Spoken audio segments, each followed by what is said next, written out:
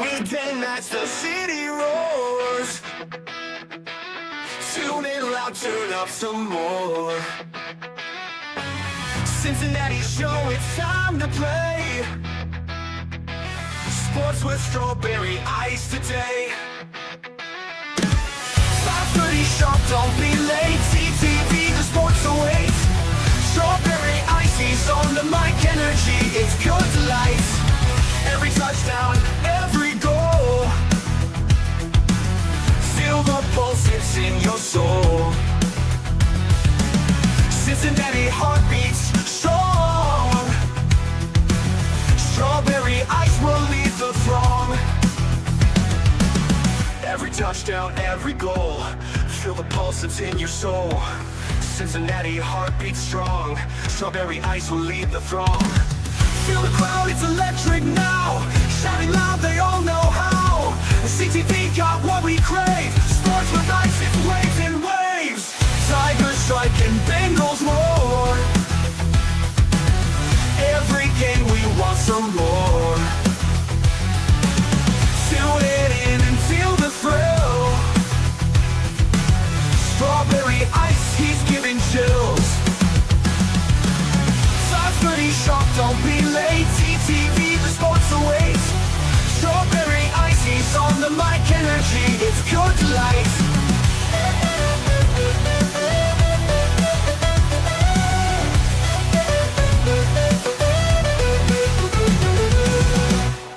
Hey guys, what's going on? Welcome to the show. This is Sports with Strawberry Ice. I'm your host, the Iceman, Jeff Trunapole. And as always, I'm your sports from a West Side point of view right here in the great city of Cincinnati, Ohio. And as always, I'm coming to you live from the Ice Cave.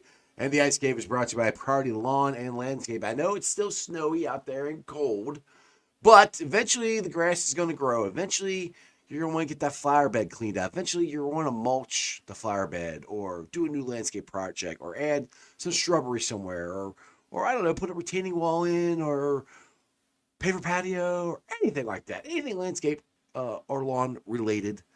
I want you to do me a favor. Think Priority Lawn and Landscaping. You can give them a call at 513-430-6114. You can also follow them on Facebook. Again, Priority Lawn and Landscaping, 513-430-6114. What is up to everybody in the chat? We got Brad's in there, Paul's in there, Strangers in there, Divine Thoughts. Lindsay's in there. What is up, everybody?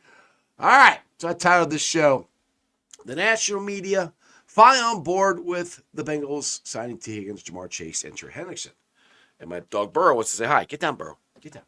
So, with that being said, and then apparently Harry Douglas on First Take decided to go the complete opposite and something about calling it cheapinati or something like that. I don't know. I mean, to be tone deaf like that is ridiculous. I mean, literally, James Rapine reported that the Bengals are going to tag team with the intention of signing him to a long-term contract, along with Jamar Chase, along with Trey Hendrickson.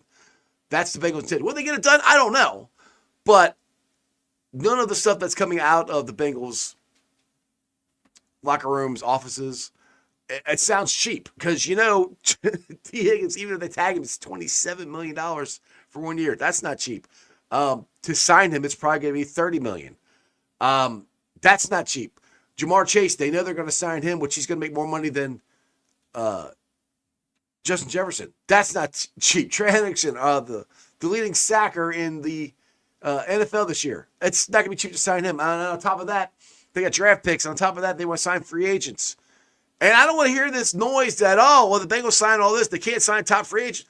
Look, people, they've got a ton of money right now. They cut all the people that, I keep putting this graphic up here. They cut all these people right here that Paul Dana said, and they're going to cut most of them, I think. I don't know if cut all, but that's like $50 million on top of what we already have in cap space. Now, will the Bengals spend all of it? Probably not. But they're going to spend enough of it, I think, because Joe Burrow has lit a fire under their ass, I think, to get this done. And the thing is, the Houday Nation will freaking revolt if they don't do something here, because we know that we have a chance not to win one Lombardi, but two. I think last year showed it that, they screwed up.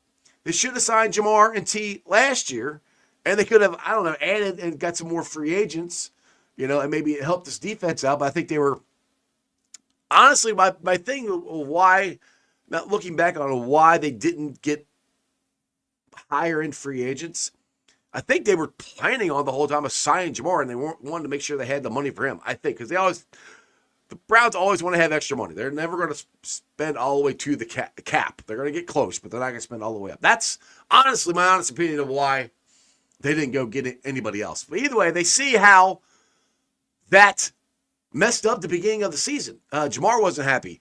T was okay. I think T was happy. I don't think Joe was happy. But it was a cloud over the team last year was Jamar's contract.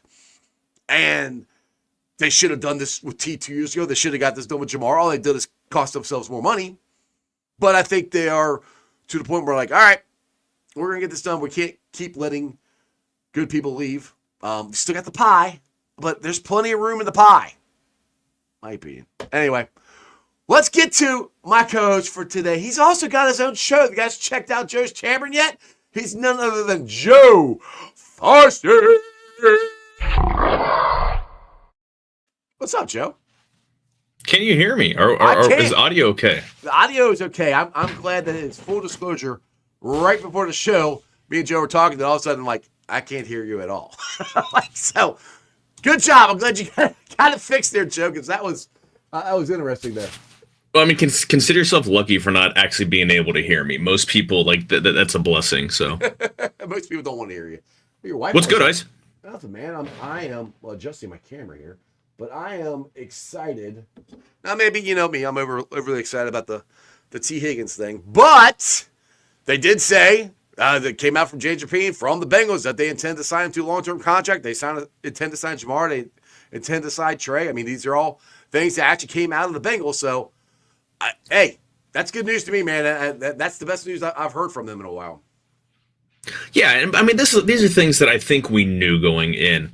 This year, if the Bengals weren't convinced about Tee Higgins' value to the team, seeing this year and seeing like he was an elite wide receiver. Years past, he's been a really good, top 20, top 25 wide receiver. This year, he was top 15, and you know who's at the top of that list, right? A guy named Marr. Exactly. No, I was going to say Trenton Irwin. What? He is the best. What list are you looking at? He is the best soup can commercial actor of anybody that was in that wide receiver room. He killed it on that commercial. Yeah. But yeah, it's Bengals did nothing but cost themselves money by screwing around for 2 years, and that's what they do. Oh, yeah. Imagine if they would have gotten Jamar's and T's done last year.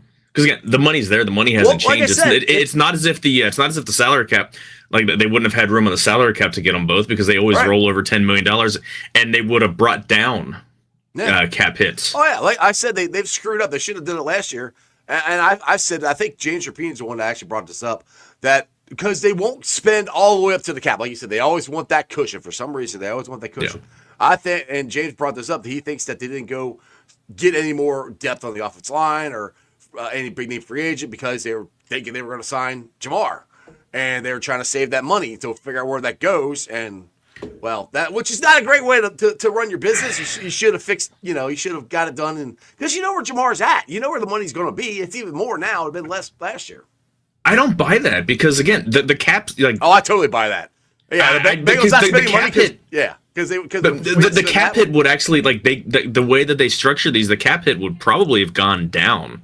Yeah, but it would have been the same last year. It would have gone down for this year. So I don't like that. I don't buy that. Again, like this is the money wouldn't have changed. 2024's payroll would have been the same if they extended Jamar. You would have known what 2025, 26, 27's payroll was going to be. Now you don't. So yeah, I don't believe that. That's fine. That's just my thoughts and right. You're not alone. I'm not saying I don't know. You guys are off left field. Yeah, I have no idea. It sounds like a Bengal thing to me. But the thing is, this year they got plenty of money, and they cut all the guys. And just said, I think it's like $50 million if they cut all those guys. Which I don't think they're going to cut all of them, but they're going to cut most of them. I honestly think they will. I mean, here's the thing: the guy that like a lot of people were on the fence about what they were going to do with Jermaine Pratt. Oh yeah, but they're gonna he's getting cut now or traded. Well, exactly. They were gonna cut him, so that's why he's out looking for a trade. I guarantee that they went to his agent and said, "Hey, listen, you're a candidate to be cut. Do you want us to try to search for a trade for you?" And that's when they put that out. Oh, the two I'm curious about. So we see ourselves. The two I'm curious about is Geno Stone and Cordell Volson. Cordell Volson, just because not that he would start as a guard, but they might keep him as a backup. And then Stone, to me, is depend. I think that all depends on Al Golden, to be honest. Which, I mean, honestly, the way he played, I know he played better down the stretch, but still wasn't good enough for what we're paying him. I mean, I think he should definitely be cut and they can get a better one. But those are the two for me that we'll see what they do. That's one that I think that decision will be made after the draft when they see what's out there, when they see if they can get somebody. I would be cool with that. Like I would be okay if they kept Stone. I would prefer them to renegotiate. Maybe cut him down to $5 million a year or something, and say I don't know what his. I can pull up Spot Tracker real quick. I know what the cap savings you just showed was, but you absolutely 100% bring back Cordell Volson only because the going rate for backup guards. It's like $3 million. Yeah, and that's getting someone like Cody Ford, and we like Cody Ford. I mean, the guy, like nobody should have any problems. He's 3.6. I mean, that's why I think you keep him. I don't think it's even worth cutting him because I just keep him for a backup. To be honest. Well, that was exactly my point. Yeah. You have someone who's been in the system for 3 years. Mm-hmm. Someone that you know what his problems is. He cannot handle a stunt. He gets like he has a lot of warts. Our guards in general could not handle stunts this year. He has what 50 some odd games starting experience. Mm-hmm. You're not going to get a lot of guys that are young. Again, Cody Ford was older. They brought him back. Pretty much brought him back as it were. I bring Cody Ford back too as a backup as well too because I think you bring one of those two guys back because you're gonna you're gonna draft. You're gonna sign one. You're gonna draft at least one. True. Because hopefully you draft. This is what I hope they do. I hope they sign a guard in free agency and they draft one. That's what I hope. And they draft one to come in and compete with. And I'll start out with Cordell Volson, with Cody Ford. With the intention of this guy will hopefully win the job. But that's what I would like. And to answer a question here. Hold on, who asked me that? Oh, Lindsay. Yes, my new dog's name is Burrow. Yes, if you're wondering, we finally got we're fostering him right now. Full disclosure, I have to say this because my wife likes me saying this. We're fostering him right now for a week, and then after that we might adopt him, which I named him. We're buying a bed, per sure, and keep him. So anyway, but anyway, your point. Yeah, I think you keep Cordell Volson. Yeah, I'm kind of with you. If you keep one or him or Cody Ford, but then you have to draft a guard. I still want them, like I said, sign a guard, and then. Are you in or out on bringing back Trent Brown for an extra lineman?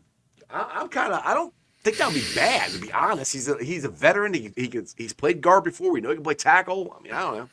He came in camp in crappy shape. Yeah, he did. And then get it's Lyle Collins. Like you came into camp in crappy shape. Like you're coming in as a free agent trying to extend your career. And yeah, I would be okay with them bringing Dalton Risner. See, I want them to bring in or bring in 3 interior linemen. Again, draft 2, sign 1, draft 1, sign 2, whatever. Yeah, it says Risner's got 1.5 last year, and he thinks he's. They said total cost, yeah, with the signing bonus and all that crap. So yeah, that's $2.5, $3 million. Again, that'll go up. And again, you're getting somebody. I mean, Volson is going to be playing for a contract somewhere, as opposed to somebody who's just playing out the stretch. Right. I mean, I don't think Kevin Zeitler would be, someone just playing out the stretch, but he's someone who's well into his 30s that he's not really looking for his next big contract. He's looking to just hang on and get a ring, hopefully, and maybe end his career where it started. Which I mean, honestly. He should, in my opinion, he should still be in Bengals stripes. We should have never let him go. I mean, that was Bengals haven't valued guards since 1989 when Max Montoya left in the first wave of free agency. People talk about Paul Brown when he died. The team got cheap. No, Paul Brown was cheap as shit. He didn't keep him around, and you hear all the horror stories of training camp at Wilmington College or at Spinney Field about no towels and stuff like that. No, Paul Brown was cheap as shit, and the team would have fallen into disrepair even if he lived a few years longer. Now, I've said that for years. Now, I fight back on that a little bit because they did sign Cordell Volson Alex Kappa and Ted Karras. Now, I know Ted Karras is a center, but he could have played guard. So they again changed their ways, and they spent some money on. Kappa was one of the best guards out there in that free agent year, which I know everybody's upset with the way he's played. Which, I mean, he hasn't played good. I know we're going to cut him, but he was fine. Then he was fine. Then he got hurt. Yeah, but I mean, my point is they spent money on the interior line. Well, right, but we're talking one guy in 35 years. I know. I'm just saying. I just keep saying it. Since Burrow got here, things have changed. A lot of shit has changed since he's gotten here. We got Ring of Honor. The stadium looks different. We got the white uniforms. We're signing free agents. Now it sounds like hopefully we're going to keep our guys. They're actually listening to Burrow. I mean, things are changing. So that's to my point that they have done it. So that's where I think they can do it and will do it again this year. At least one guard that is. So we'll see what happens. It's an interesting discussion, and we got a couple more weeks till that happens. If they tag T, I think the window opened. I think today or yesterday. I thought it was Thursday. Is it Thursday? All right, I don't remember. There's so many dates. There's so many dates to remember this.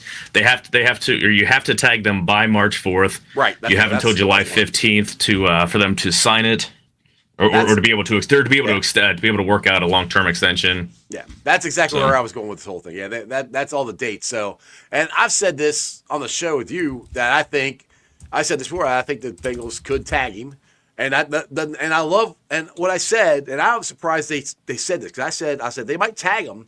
And they have internal conversations with his agent and him saying, hey, look, we want a long-term contract extension. I didn't think we would get that news, but we did. And that's exactly what they said. So I'm pleasantly surprised that they actually told me. They don't tell us anything. I mean, the Bengals keep everything close to the vest. They don't say anything. For them to say that, I think it's another Joe Burrow effect because they don't tell us anything normally. Yeah. The franchise tag window opened an hour and 47 minutes and 49 seconds ago. 4 o'clock is when the window opened. Okay, so it did open today. Okay. Yeah. I thought it was, I couldn't remember if it was yesterday or today, but yeah. I knew it was this week. I don't know. It's so damn cold that my brain is frozen. I'm tired of this shit. I have 3 layers on. I've got a like long sleeve thermal underneath. I've got a t-shirt and I've got a pullover. I've got thick socks. I've got my UGG boots on, and I'm still freezing my ass off down here. Don't you have heat in your house? This is the basement, man. This is an basement. This is an old house that isn't well insulated. This one isn't that new. This is built in '86. This was born in the 50s. This was built in the 50s, man. Yeah, that was my first house. Was built in the 50s. Anyway, it is cold as shit. I agree. The rest of the house is fine. The basement's cold. Like I keep saying, it is if it's there's no football, I want it to warm up. I'm tired of the cold. We'll see. Speaking, you want to? I was going to say you want to talk warm thoughts. Yeah, nice way to pivot here. Yeah, speaking of warming up, Reds got their first spring training game here. I think is it Saturday or is it Sunday? I think it's Saturday. Friday. Oh, it's Friday. Oh no. It's Saturday. It's a split squad. They play Milwaukee and Cleveland. Yeah. So I don't know if it's on TV at all. I hope one of them is. If not, I'll be. Which actually, it'll be on the radio, but I think it'll be on 1530. That's the way they do it now. They put, I think, all the spring training games on 1530, not 700. I think that's the way they do it. But either way, I'll be looking forward to it and finding out, how we look, the Terry Francona effect, how good. We need big years from two main guys, I think. Hunter Green and Ellie De La Cruz. These two, look, this is going to be Ellie's basically second full year in the majors. He's been in the majors for a year and a half. Hunter Green's been in for, this is his third or fourth year, I think. Fifth year? Okay, fifth year starting. I mean, I think. Hunter made a turn last year. He pitched made that step. Yeah, he made that step, pitched like a number one. He needs to finish it. I I honestly think he has got a Cy Young in his career sometime. I think Fourth season, okay. I think this year would be a good year to go ahead and become the second Cy Young winner for the Cincinnati Reds. But those two are big. We got Jolly here saying Matt McLean. Nice to see Matty Bat's back, and hopefully he's healthy. Just what's your thoughts in general of spring training getting going here? First off, the thing that I love most about spring, you have all these TV crews, radio crews that go out, and it's totally silent. Like there's no conversation. You just you hear like lawnmowers and stuff running, and you just hear the smack of the catcher's mitt or just the pop of the glove. And I'm not someone who likes ASMR. I think that shit's weird as hell. But just that sound is like the best damn sound ever. That's and I'm sad this year, the first time since I don't know, a long time I'm not going to be coaching. And that was always the best thing, like the first practice of the year, and it's cold. Everyone's wearing sweatshirts and sweatpants and everything like that, but just the ball popping in the mitt. It's just the best damn sound. Yeah, it's cool. I remember coaching my son, and we'd be out there in March freezing our asses off, but it was fun that baseball's back, and it just gives you that warm feeling, and just looking forward to opening day. Like I said, we're going to be doing a live broadcast down there at the Moorhead Walgrass like we did last year. Be me and Joe, and we'll have some other guests, but I'll put it this way, Joe. Like last year, I was really excited about the season, and I'm not really excited. It's just the way last year started and went downhill quickly. It's where I'm kind of like, we'll see what happens. I think Terry Francona is going to make a big difference. I think he's going to hopefully get us off to a better start. But my expectations are playoffs, but I'm also like, I could see us going and having a season like we did last year. We have a whole bunch of injuries. Where's your expectations on this year's season? I don't really know, because this is a better team than it was last year. Right. Again, there's more depth. I think the floor has gone up considerably, and that's why it's hilarious. And I think we talked about this before. The projection systems that have their win total between 71 and 78. Right. Last year, who overperformed last year? Can you think of anybody who outperformed? Maybe Green outperformed where they thought he'd be. Individually on the Reds team, yeah. Green would probably be the only one. Yes. Right. Ellie maybe a little bit like overperformed projections, but you see where that is. So I don't know if that overperformed. How many guys underperformed? A lot of them. A lot of them. Spencer Steer had an okay. He wasn't terrible. He had an okay year, but it wasn't as good as 2023 and wasn't as good as as they're projecting. Indy actually performed a little better than I thought he would. I'll put him up there too. I think but he wasn't going to be a huge impact player. No, but he did better than I thought he would. I'll put it that way. Yeah, Candelaria was hurt, couldn't really do anything. Encarnacion Strand was hurt, couldn't do anything. McLean missed the entire year. How many pitchers were in and out? Hunter, for as great as he was, he still only pitched 150 innings. Yeah. TJ Friedel got hurt right out of in spring training, missed a lot of the year, and then struggled. Noel Marte was just god awful in the 80 games he was there. Yeah, exactly. And they won 77 games. So if the team performed that terribly, and the bullpen was more of a better than their individual parts. You know what I mean? Like you look at the names in there, and the bullpen was actually pretty good last year. That's the only spot where you could say they outperformed, and they've gotten better. They've raised the talent there. Again, it's not going to be a great bullpen, but it's going to be better. Starting rotation is going to be more solid, and like I think 77, 78 wins is the floor with these guys. So you saying 80, 85? You think is the peak? So because it might take about that to make the playoffs, to be honest. I think I made a projection before, and I'll stick with it. And I think I said the floor was 75, the ceiling is 87. So you split the two of those, and that's 83 wins, and that's and that's contending. I still think they are a bat away, a big big thumping bat away, unless guys make unexpected jumps. Like Austin Hayes. That's the one I'm expecting. I'm not expecting, but hoping that, which I know you hate the word hoping, but hoping he can get back to where he was. Maybe him or Encarnacion Strain being healthy. Jim Cologne, I think Candelario is going to have a. CS, I'm just expecting it to happen. I expect him to do that. Because he only played 30 games at the MLB level, or I think he's played like 60 games at the MLB level, so it's hard to. I know that's the same argument my son has with me. I said it's just a gut feeling. I think he's going to be a very good bat for us. That's just my own opinion. I have no stats, no nothing for it at all. I'm expecting that for him. Austin Hayes hopefully can get back to where his All-Star year. If he gets back to that, dude, that's your extra bat. If he gets there.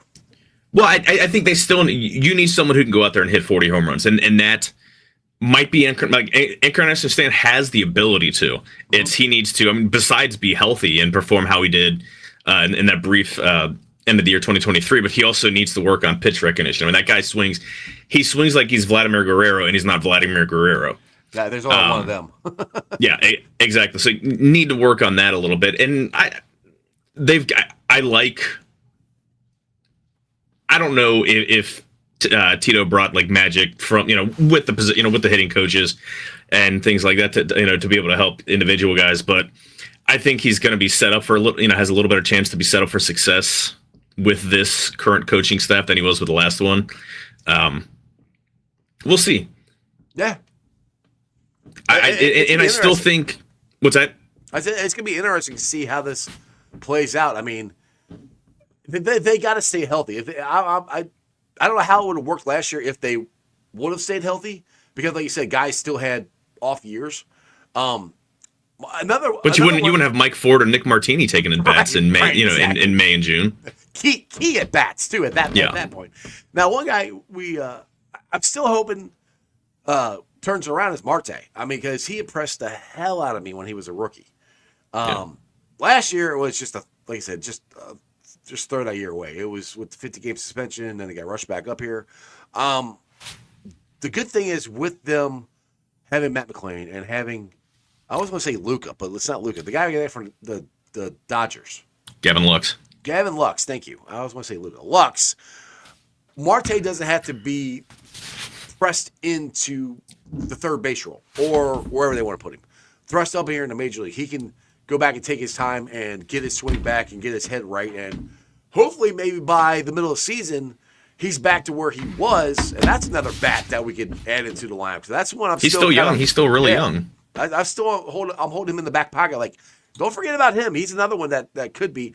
And if he can get back to where he was and he comes up swinging like he was, that's a midseason bat you can add without even trading for anybody.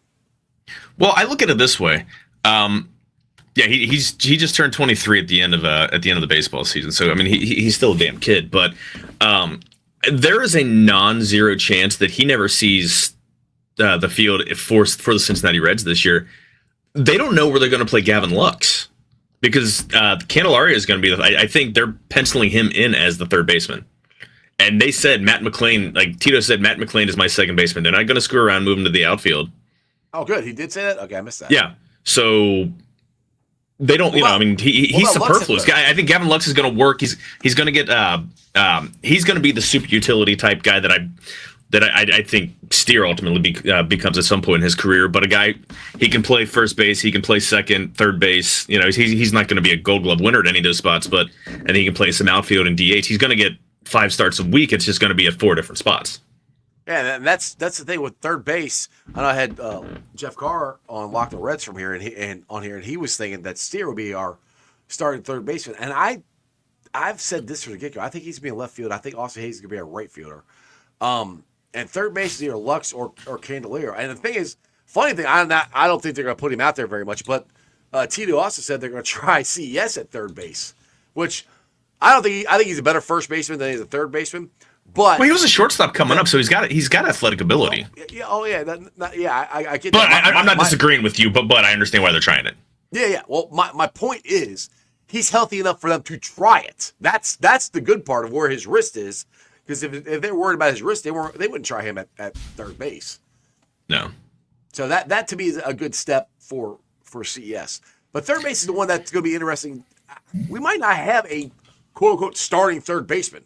Short and second, I think, is going to be Ellie, and Matty Batts. First base, it could be CES, it could be Candelaria, it could be Steer. All three of those guys could be at third, and then you got Gavin Lux as well. So, I mean, it's going to be interesting what Tito does, and I don't necessarily like it. I mean, I know it's more prevalent now than it was in the past to have guys move around more. Some guys can handle it, some guys can't. So that's where Tito's got to figure out who can handle getting moved around. Because sometimes you get moved around and you get worried about your defense too much and it affects your hitting. But it will be interesting to see. I'm curious if he'll have. Okay, I'll ask you this: do you think he'll have more of a set lineup for like certain positions? Like I think TJ Friedo's in center, and it's Ellie and Matty Batts are your short and second, and everybody else, and obviously Stevens is your catcher. The rest of them I think can be moved. I think up the middle that's kind of set. I think. I think for 120 games, you know who your double play combination is going to be. With Ellie and Matt McLean. Obviously, Ty Steve is his quarterback one. He's going to get the most of the starts there, but they brought in a solid backup, so he's going to get some more time off. He's going to play first base or DH more. So I still think the Reds are going to try to upgrade.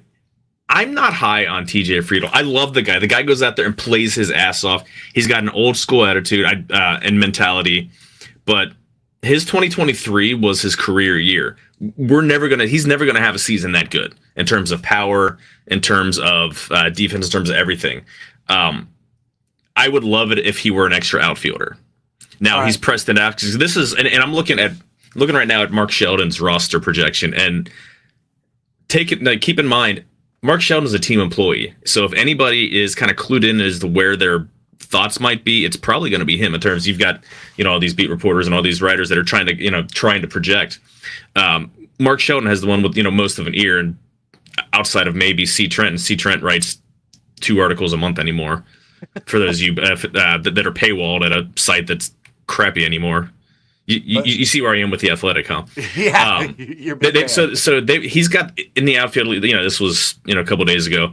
Friedl, Austin Hayes, Jake Fraley, Stuart Fairchild, Will Benson. That's still a terrible outfield. He has Spencer Steer as the starting first, as the primary first baseman, Gavin at third, and Candelario at DH. And I bench he doesn't even have.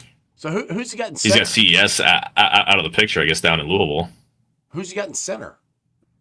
Well, I assume. I mean, he just has the outfielders, 5 outfielders listed. That's my thing. Is like if you don't have TJ Friedl playing center, which I think is a pretty darn good defensive center fielder.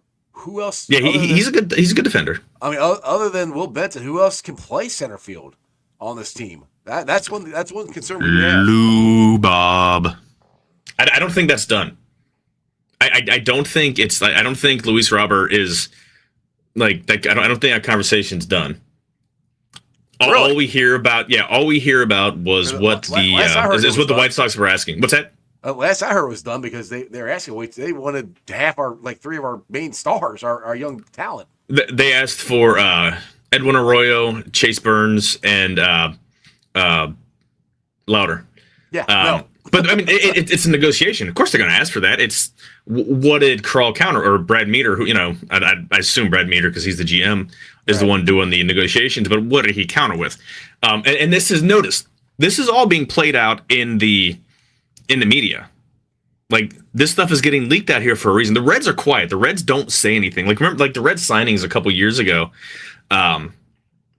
Last year when they got Montas, when they got Candelario, they came out of nowhere. Like there wasn't a lot of fanfare. A few years before that, when they signed Castellanos, Moustakas, those guys before 2020, Reds don't leak anything. So that this is getting leaked out there means that this is strategic. That they're not like the Reds are going to say they're done. Well, why would they even have to say that they're done? This trade didn't happen, and you just move on. Because people ask a question, but I mean, hey. Well, I understand, I'm not disagreeing with you. I hope so. I would love to get him. I'm just not giving up all 3 of them for him.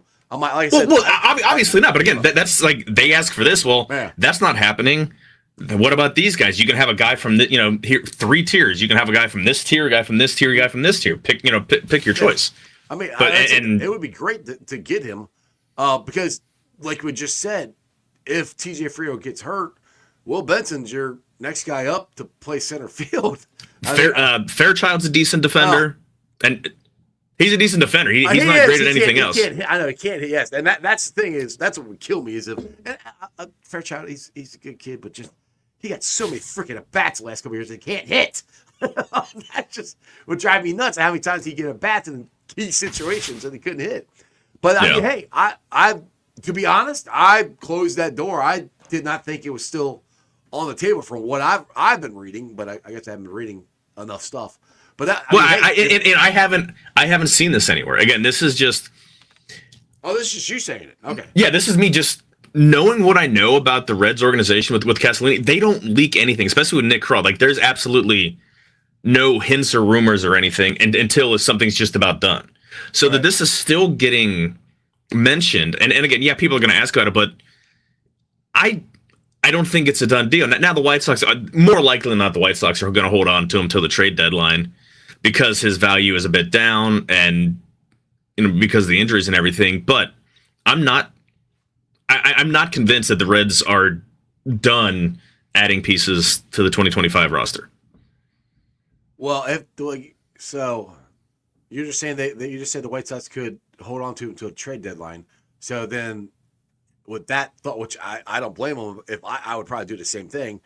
They're probably not coming off of what they said they wanted from them, and the answer is still be no from the Reds. So, that's their prerogative. I mean, that's they're not going to get that. Like, nobody is going to give them 3 top 100 prospects. I guess Royo technically isn't a top 100 prospect anymore because the arm injury, but nobody's giving them top 100 prospects. Like, you can have either Louder or Chase Burns, and then you can have maybe Cam Collier, and then someone.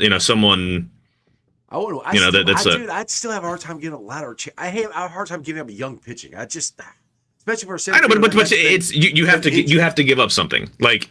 You don't have to give up both of them. I mean, that's what I said. One you said one. I thought you said both. Yeah, no. I said either.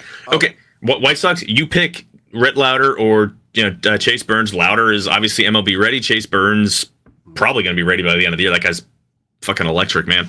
Then you can have one of Cam Collier or Sal Stewart, and then you can have someone, I'd be okay someone in the lower levels. That. The thing is that I don't know which one I would give up, Louder or Chase Burns, because I like both of them. It's high floor versus high ceiling. Right. 17th Son here said the fact that CES is an afterthought. I'm curious if he's potential trade piece or still injured. He's not injured. He's not. They're playing with third base. He's healthy, star or should be. I don't. I mean, you can take what you want from what Joe said and what the projected lineup was. I think CES is going to be our starting first baseman or DH, and I think he's a key bat in this offseason. But that's just me. I don't think. And the thing is, I guess he could be a trade piece, but I mean, with there's not a lot of value at this point. I don't think people are clamoring to get him. They'd be more clamoring to get Louder or Chase Petty or Burns or one of those guys more than CES. But like I said, me and my son had a conversation about this that. He's out on CES, and I'm less like, I'm not. I mean, because what would be great is if you got Ellie hitting third, CES fourth, and if Burns can hit, like I hope he can hit, and those guys right there can all hit between 25 and 30 homers. Because, I mean, I think this could be, Ellie has a chance. He could be a 30-30 guy at some point. If he gets he has, even with the strikeouts, he has the size and the strength to hit 40 home runs. For him, and the reason why his home runs jumped up from, even just the home run rate jumped up from 23 to 24 is because he was able to get the ball in the air a lot more. He has, and that was kind of the issue with Marte at the end of 23 is such a flat path of a swing that hits line drives or into the ground. But they were shots. Marte was just straight line shots every time he hit the ball. So I believe that we'll say in 5 years when Ellie still hasn't filled out again. He's 22 years or 23 years old. Like, he's still scratching the surface. Yeah, like it literally has so much more weight and muscle to put on. Yeah, his speed's going to go down. He's not going to steal 80 bases, but he's going to be a 40 home run hitter by 2025, 7. Probably. He could be a 40-40 guy for us, which would be great. I mean, that bat speed and that like he has like so much power, like still untapped power. Now let's go to the outfielder, because that's the one that does concern me. You got Steer, you got Will Benson, you got TJ Friedel, you got Austin Hayes. What is your projected? Who do you think is going to get the most? Do you think Hayes and Fraley are going to platoon? What's your thoughts with those two? And Will Benson, he's got to do better than he did last year, because he should have been sent down last year. We just didn't have anybody any better. So what's your thoughts of the outfield? I think Will Benson is going to be it's going to be an uphill battle for him to make the roster. Austin Hayes, I think Austin Hayes is going to end up getting, at least to begin the season, lion's share of at bats against lefties and righties. Friedel's going to get the lion's share. He actually hits lefties better than righties, or I don't know what he did last year, but before going into last year, he had reverse splits. I mean, as a lefty, he hit lefties better. I do not want to see Jake Fraley and Will Benson on the roster at the same time. I like Jake Fraley. I think he will have a better season because he doesn't have all of the health issues going on with his family and his daughter and everything, but neither of those guys are starters, and you do not need two left-handed platoon bats in the same outfield when there isn't that much talent around them either. Like, so if Steer's in left, Friedel's in center, Hayes is in right, and let's just say you got Jake Fraley on the bench, who's your other backup outfielder? If you're not putting Will Benson out there, probably Stu. Okay. Again, not my choice, but I would look at shit. I forget, one's lefty, one's right, and I can't remember this. Blake Dunn and Jacob Hurtubise, who were both up and down last year. They're younger. What about I can't remember the kid's name that came up and raked the ball last year, and then he went flat. The outfielder. Crud. It wasn't even one of the guys you just mentioned. I mean, Bo Diaz went flat, but that was for a different reason. No, he was on fire like right before the. That was so bad. I'm so bad. I'm just ignoring that one. But he was on fire right before the All-Star break. They brought him up. Rhys Hines. Thank you, Rhys Hines. Where do you think he's at in this? Because has he got a shot? I would hope not. He's. I mean, he can hit the shit out of the ball, but that's when he makes contact. Now, the one guy that I absolutely forgot about, Cooper Bowman. He was Rule 5 draft pick. So I don't know. He plays second base, shortstop, center field, and they've got to have him on the roster, or he goes back to the Sacramento A's. Yes. So I don't know where he fits in, if he does fit in. I don't think there's much of a hope that he's really going to hit the ball much, but he's got a lot of base running ability, and supposedly he's a really good defender. So maybe he stays instead of Fairchild. If Rhys Hines can prove himself in AAA this year, that he can that he's working on pitch recognition and not just swinging at everything, because his strikeout rate was disgusting even in AAA. AAA is easy compared to majors, and he was striking out it was 45% strikeout rate, which is just absurd. When he came up, he hit better in the majors than he did in the minors, which is unusual. Yeah, and then they then they caught up to him. Yeah, exactly. They caught up to him. He went down to the mountain, and there's a reason he never came back up. But he got into 24. He got into 24 games. He played a lot there.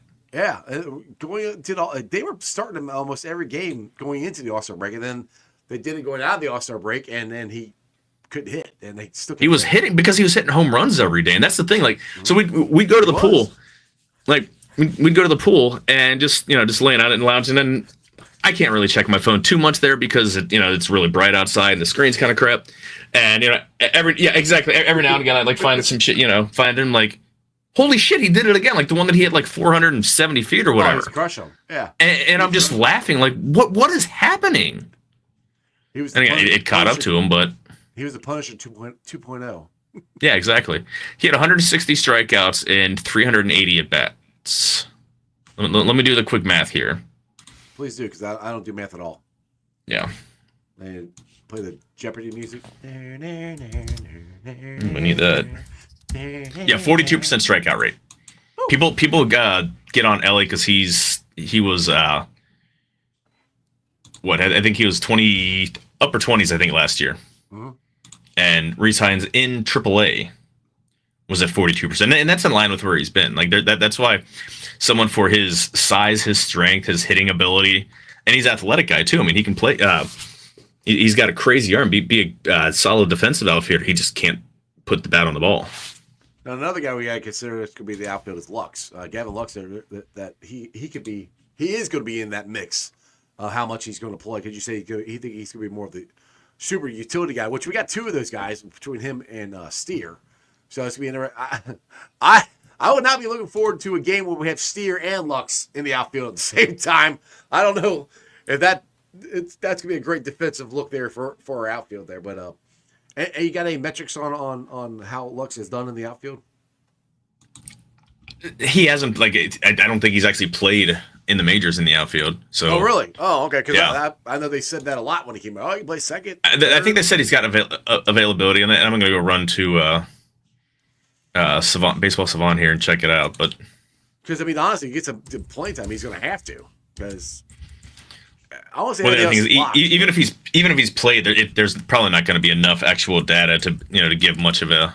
Yeah, I'm just glad Tito said he's leaving McLean at second because he's a very good second baseman. I really do think, and that's to me short and second to really get a good double play combination.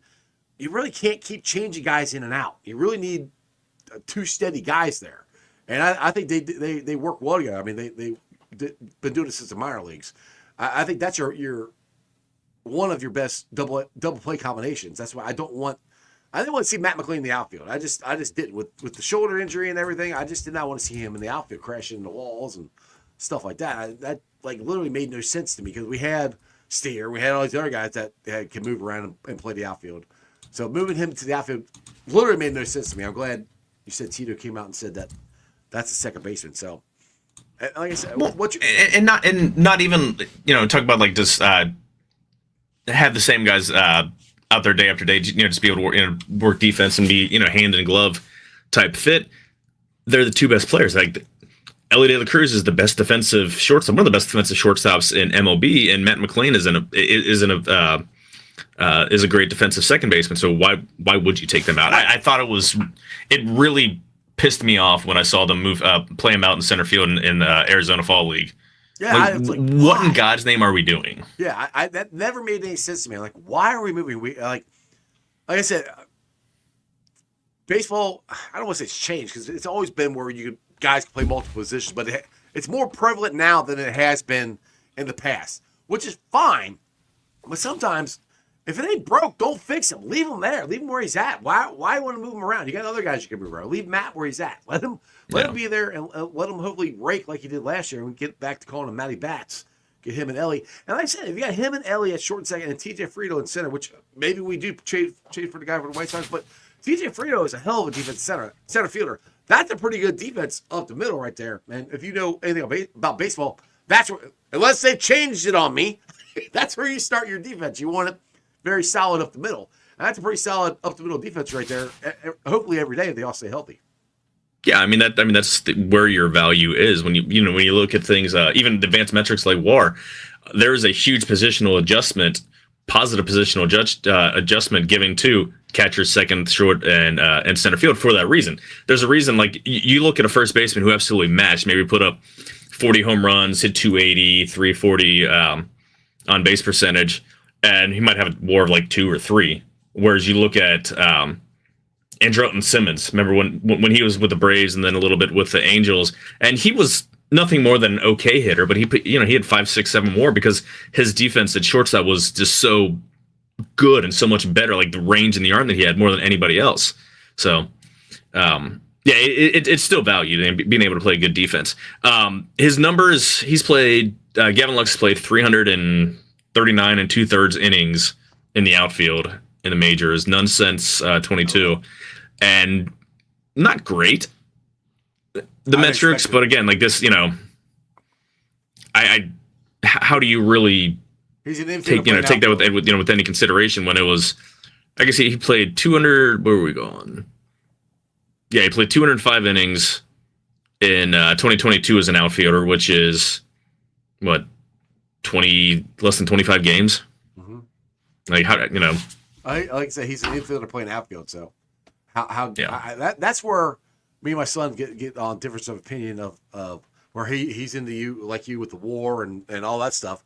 Where I say that Spencer Steer is an okay outfielder. I'm not saying he's a Gold Glove winner or anything, but for a guy who's an infielder, I think he gets to the balls that he can get to. And that now, do I think you could have a better defensive person out there? Yes, that would be great. But that's not in the cards for the Reds right now. So I actually think Steer does a pretty good job with how much time he spent out there and what he has to work with. So that's where for him it's more he gets the ball like he doesn't look like a hack out there. So he passed the eye test, but it's for him, and this is why I like defensive metrics, because you can look at Derek Jeter won several Gold Glove awards, right? Mm-hmm. And he made he looked fluid, he looked smooth, but he was a bad defender because he just couldn't get to his range was so limited. So just watching the guy, I'm like, he only committed a few errors over the season, and he's smooth and he doesn't looks like he's making all these plays. The play the jump throw, you know what I'm talking about, the jump throw that this classic of his. 25 other shortstops aren't jumping and throwing; they've fielded it and can throw it flat-footed because they're already there. They've got more range. So and that's where, and again, that's why for me, I like the I like the defensive metrics, because these are people who watch who watch and grade. These are computers. They chart they chart where the player is. They chart where the ball goes. Can he get the balls that are 3 strides to his left, to his right, and measure that way, as opposed to, he got the ball was hit towards him and he got it, or the one was just out of his reach. Well, if 20 other guys, it's they get to it easily, and he's and it's ticking off his glove. Well, that says a lot there. So, what's your thoughts on the Reds' upgrade at backup catcher? I like Jose Trevino. He got a lot of at bats in a lot of clutch situations over the years with the Yankees. He's an awesome defensive player.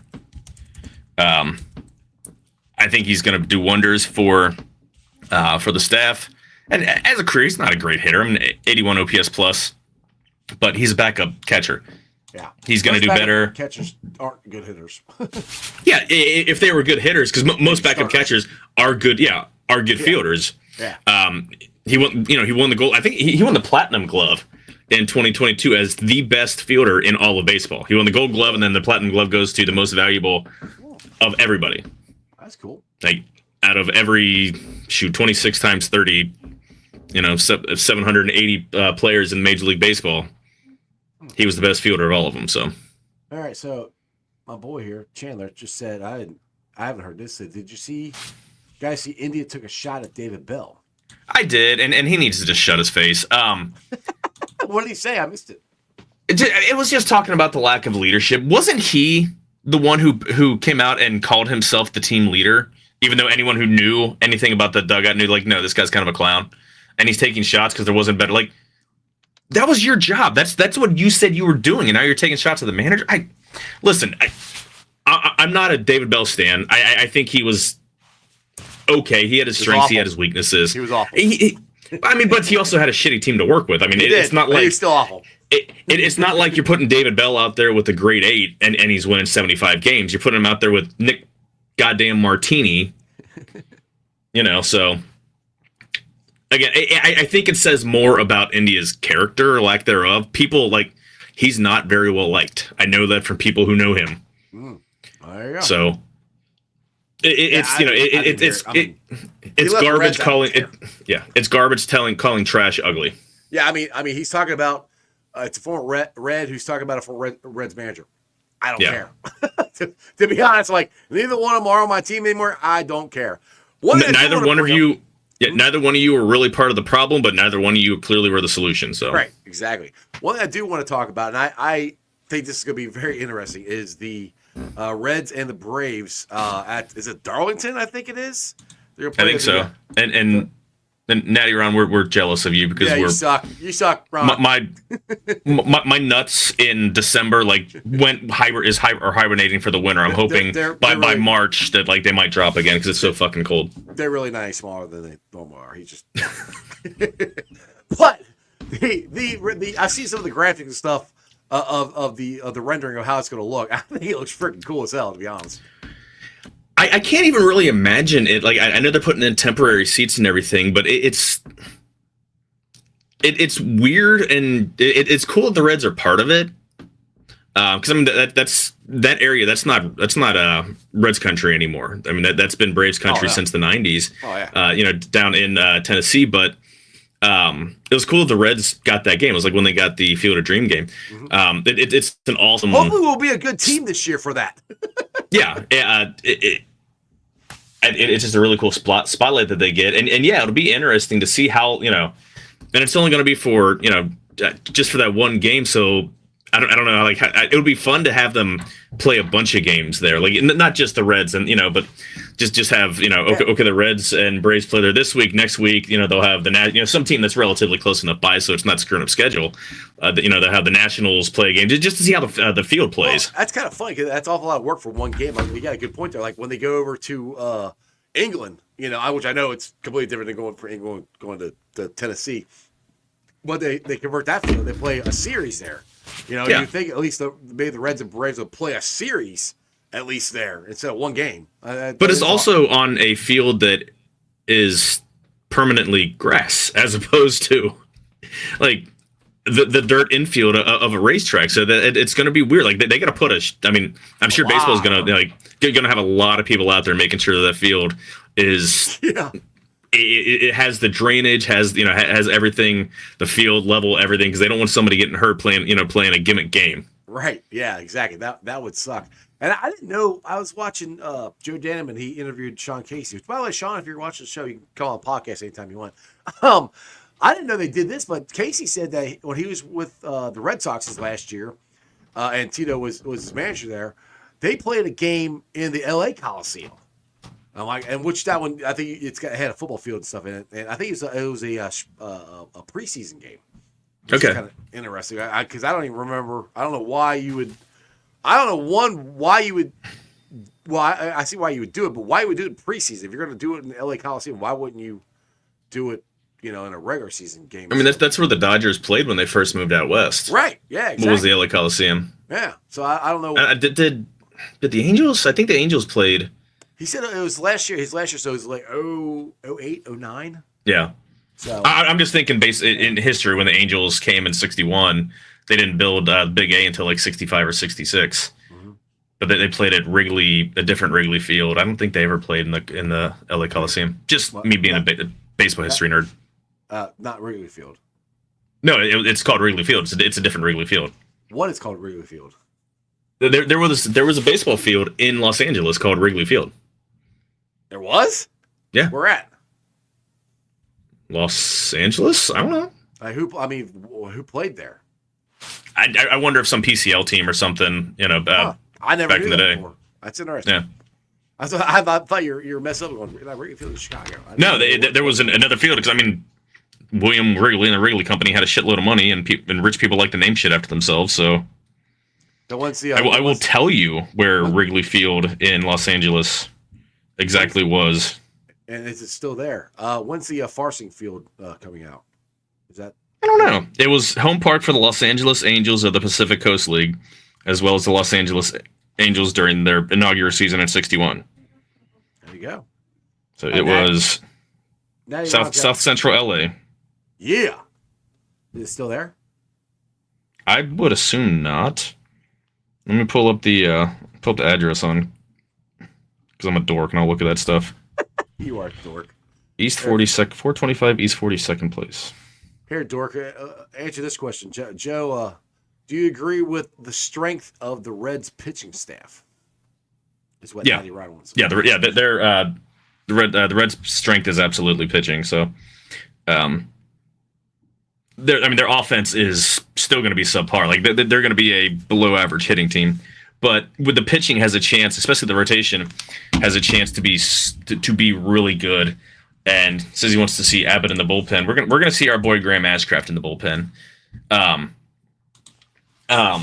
But the pitching has a chance to carry so the offense can be average, even a little subpar, and still be, and they can still be a contending squad. So yeah, there's not a stadium there, but there is a baseball field, soccer field, like it's kind of a park area. So that's cool, interesting. Learned something new here. Never knew that. All right, Joe, it's 6:30, man. If nobody's watching, or people haven't watched it, but if you guys haven't watched it, Joe had his first show come out, Joe's Tavern. He had Cam Miller on there. It was a great interview. You guys talk about Joey's Toys, not Joey's Toys. What was the toy place? Johnny's Toys. Johnny's Toys. Did you ever go to Johnny's Toys? There's one in Western Hills. I don't know where. I assume Western Hills Plaza, but I don't know.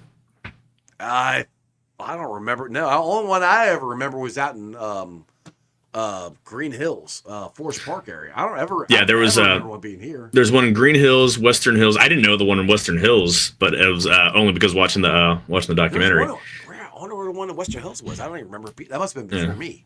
And then there's one in Hamilton, one in Norwood, and Milford, and then Latonia. Yeah, I'm with Natty. You got Johnny's Toy Store, and then I remember Children's Palace. That was one too that we had. That was on the west side. I don't remember that. I don't remember Johnny's Toys being here. I have to go. I have to go look that up. Because I usually remember. Like I said, that might have been before me. I don't know. But anyway, have you guys not checked it out? Make sure you go check it out. Please, everyone, please, again, it's ISO link this week's show and this next week's show. It's in both of our streams. I got to put it in the channel. I got to put it on the channel still. That's why I haven't got that done yet. I will get that done for you. So it's on this channel too. Obviously, I want to grow because it's entertaining. Because again, I'm not. I mean, obviously, I can talk sports for days, weeks, hours on end. But yes, that's what I also want to talk about other stuff. I want to talk to other. I want to talk movies. Like we talked the Beatles, and Beatles is fantastic. So yes, Natty, you come in June. Ron, let us know, and I will definitely. Well, it depends on what's going on. It might be if I'm on a cruise ship, you're out of luck. Sorry, I don't know when in June you're going, but we'll be on a cruise in late June. Hit us up, man. We'll hang out with you. So you got when's your next show coming up, and who you got on? I am tomorrow. I'm talking to our good friend Tim Daniel. We reunited, and it feels so good. There will be a lot of Disney talk because we're both Disney adults, more Disney World than anything else because I don't, he's into Marvel and all that stuff and I'm not, but Disney's cool as hell for those people. It's fun. It's a fantastic place. Nettie Ron, it's YouTube. You just search Joe's Tavern Show. Yep. So I will hang on. Can you put it in the chat so everybody can find it? But yeah, it's just one word: Joe's Tavern Show, no hyphens, nothing. But they brought up a lot of cool stuff. I didn't know he had a Johnny's Toys video. I want to watch that. That just came out in and I think he's working because it's the 50th anniversary of a certain team down on the riverfront. So he's working on something. He's got stuff coming out for that. That was a good year, 1975. Way back in 50 years ago. It had its positives and negatives. I was born then. That's the negative. That's the awesome part. Shut up. But yeah, I'll have a new episode out Thursday morning. That's the plan as of now. Thursday mornings, having the new episodes out. So sweet, man. All right, make sure you guys all go check that out. Joe, appreciate you, man. I will definitely see you next Tuesday, and make sure are you going to join me on the draft show? I think you are. I haven't. I think so. It was MLTs. April. I don't remember. April 27th. I think it is. I think it's the first day of the draft. We're gonna be at MLTs. Joe's gonna. It'll be the 24th. 24th. There you go. No, maybe the 23rd because the 20th is on. Thursday. The 20th is on a Sunday. That's my daughter's birthday on 4/20, and that's Easter. 4/20. So, it'll be April. I think you're right. 24th because it's a Thursday. Yeah. 24th, 25th, and then 26th. Yeah. So yeah. As far as I know, I am good to go unless hopefully we have more kids do more activities and take me out of out of circulation. Well, hopefully you'll be able to join me. You and Neil and Harrison can. Harrison better get his ass down there because he's MIA for a lot of stuff, man. I know. It's not about that. We miss Harrison. He wasn't even there. I went to Cooper's Hawk last week and he wasn't even there. What the hell? He said he usually works that shift and it wasn't there. I texted him and gave him shit. Well, that's why you told him you were coming, and that's why. I told him while I was there. I texted him while I was there. Dude, we're good tippers. You want to have our table, man? We tip really well. Exactly. Brad, I appreciate you. Brad, just subscribe. There you go. There you go. There will definitely be some UC talk in there as well at points. We won't talk. We didn't mention it, but kudos to the Diamond Bearcats. They beat Duke 2 out of 3 games over the weekend. Yes. They're now ranked for the first time ever. They're ranked 25, and they took belt to ass on over the weekend. Friday 8-3. Saturday they lost in extra innings 6-5 on a walk off, and then 19-5. Hell yeah. They play a fun brand, and it was cool because it was on because they played Duke. It was on the ACC network. They play ball. What's that? Was it on the ACC network? Yeah, because they played Duke. I don't know. I don't know where Big 12 games are for baseball. I got to check that out. But we don't have a Big 12 they play. Whitey Herzog would love the way they play ball. A lot of chaos, a lot of motion. They had 6 bunt hits. They had 3 sack bunts. They had 3 suicide squeezes. 10 of 11 stolen bases. They had like 10 they had like 20 walks in the 3-game series, like 6 hit by pitches. They just cause a lot of chaos.